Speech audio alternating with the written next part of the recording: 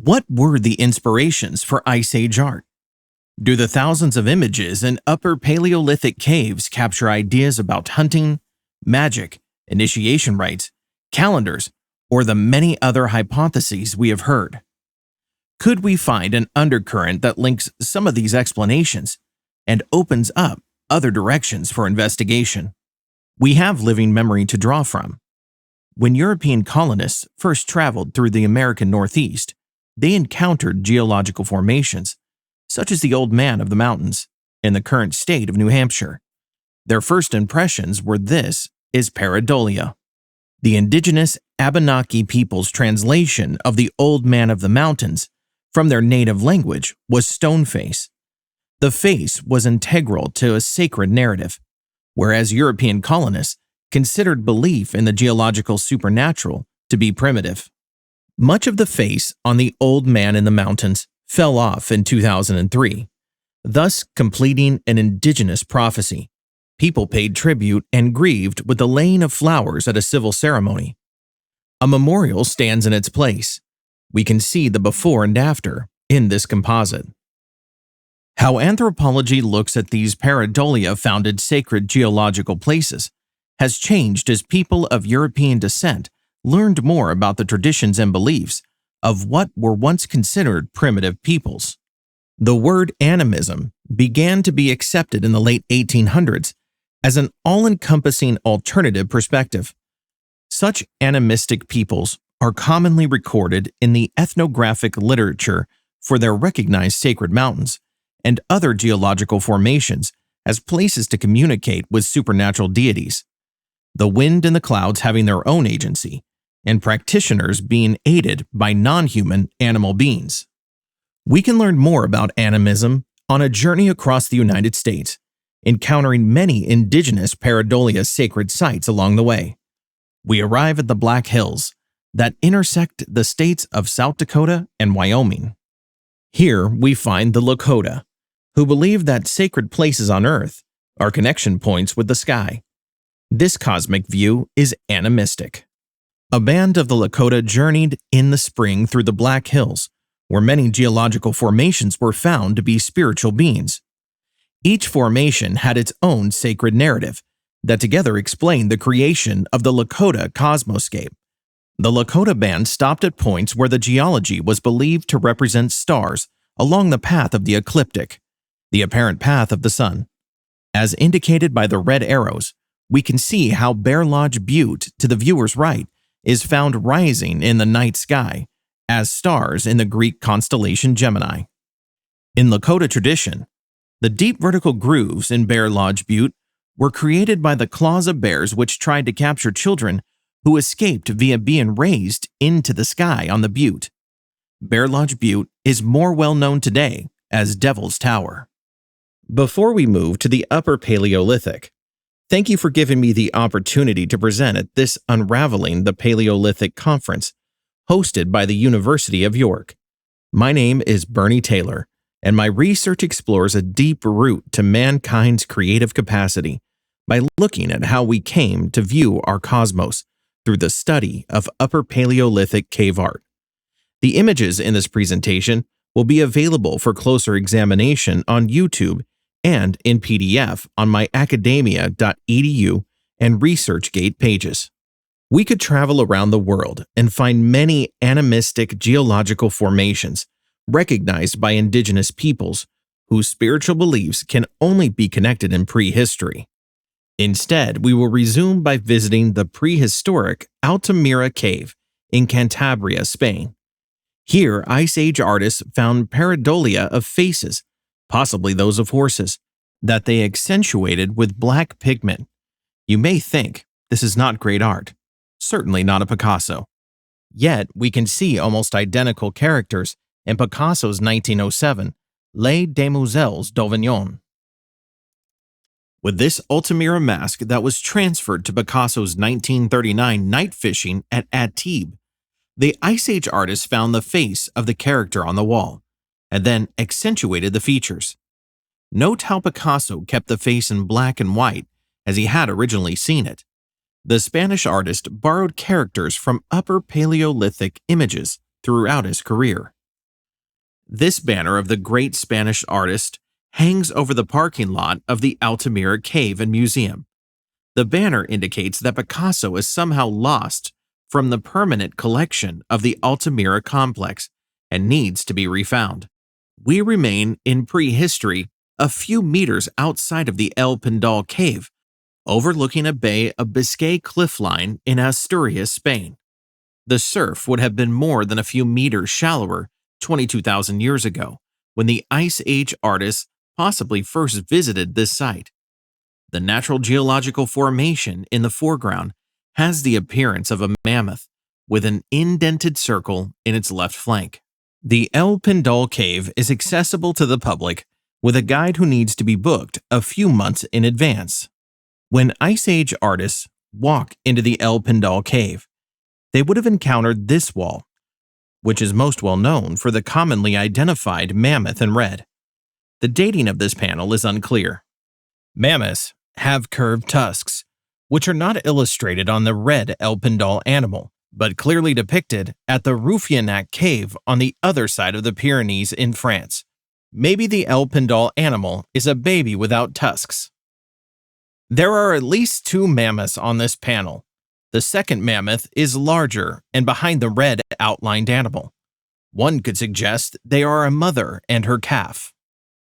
We can better identify the larger mammoth with the assistance of D-stretch note, the difference in coloration behind the red mammoth, and with the natural surrounding wall. I have marked the trunk, top of head, and hind quarter of this larger mammoth. Yet, the El Pindal mother mammoth doesn't have curved tusks either. My read is that the Ice Age artists identified natural lines of the El Pindal cave wall that looked like those of large pareidolia mammoth in the distance on the Bay of Biscay. The artists then cleaned off the panel and painted the smaller mammoth with a circle on its left flank they had also viewed along the Bay of Biscay. Neither the mammoths in the El Pindal cave nor those from pareidolia outside have curved tusks, possibly answering why this feature wasn't replicated on the panel. Was there a sacred narrative for the woolly mammoths? We don't know.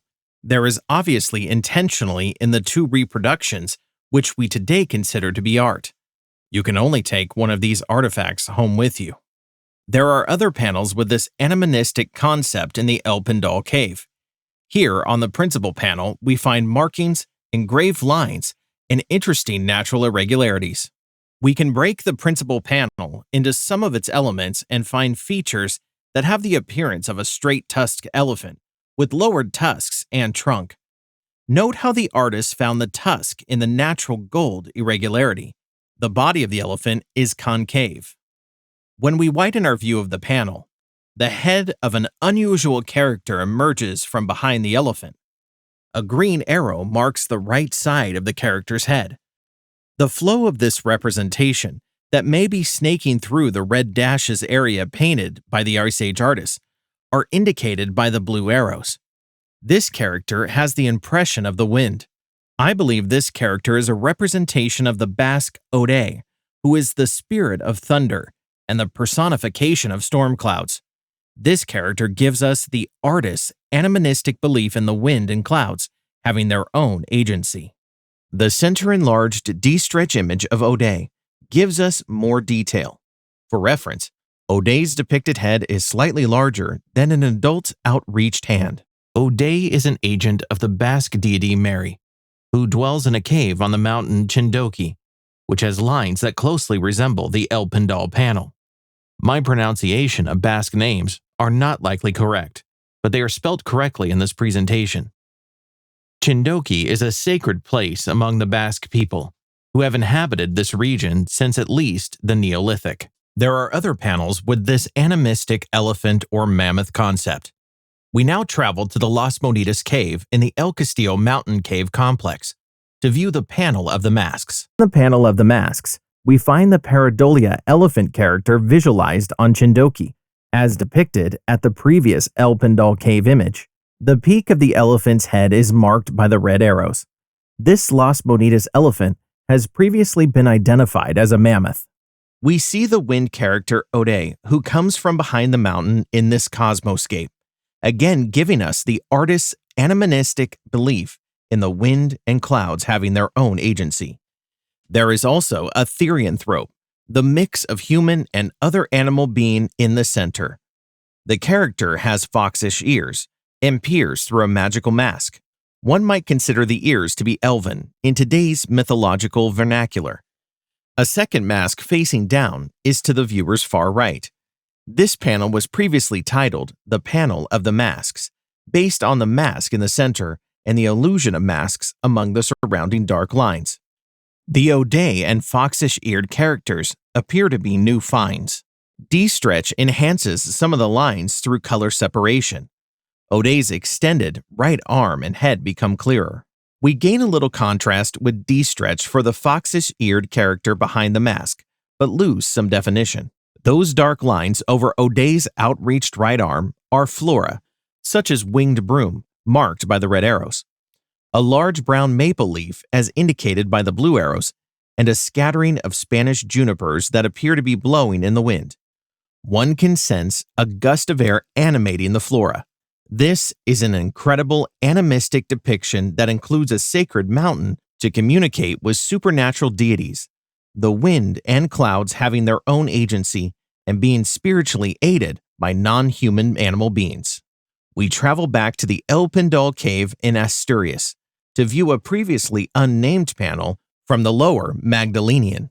Here we find a Bonelli's eagle feeding an insect larva to her eaglets. Bonelli's eagles hatch 1 to 2 eaglets in early April. This scene is a few weeks later. A larger view of the insect larva is offset in the red box. The species of insect is unknown at present, but would determine time of year as well. An appropriate name for this image could be the panel of the eagles. D-stretch separates the colors of the eagle's head a little. We do not gain much else. This El Pindal panel has a strong resemblance to Untziax in Biscay province, Basque country that is well known for its climbing routes and birds of prey. We can find a pareidolia bird head and insect larva on the face of Untziax. Any eaglets are unclear. The El Pindal perspective is looking into the eagle's gigantic nest of Untziax. The Ice Age artists appeared to have found irregularities on the panel that had the general appearance of Untziax and then improved upon them to more closely represent an animistic vision. One of my favorite animistic images is in the Hall of the Paintings at the Las Chimeneas Cave in Cantabria. I've taken the liberty to name this scene the Panel of the Bears, in the absence of any known name. Can you see the bears? D-stretch helps by separating the background from the brown bears. My illustration may also aid in recognizing the bears. Mother bear carries a cub on her head. We can more clearly see the bears by comparing the Las Chimeneas image with Pica de Panmanera in Asturias, Spain, at 763 meters. One can make the drive up to the village of Alas for this Pica de Panmanera view. Be sure to drop in at the Alas Bar and Market for Asturian cider and local blue cheese. During this visit, we learned that the people of Alas have not recognized the head of a bear in Pica de Panmanera. Millenniums of conquest may have erased some oral animistic traditions from the remote landscapes of northern Iberia. Yet the faces of the mountains unconsciously still draw us to them. There are not just cave underworld and terrestrial plane animals and geological formations depicted on Upper Paleolithic cave panels. Skyworld relationships similar to the Lakota tradition can be found as well. Some of my Iberian cave artwork connecting these three realms dates back to 34,000 years ago. One can view these 2023 UISPP and European Association of Archaeologists presentations on my YouTube, academia.edu, and ResearchGate sites. Thank you for the opportunity to speak at this Unravelling the Paleolithic conference hosted by the University of York. More on my work can be found at these sites. I'm always open to cooperation on projects and virtually present my research to community and academic audiences.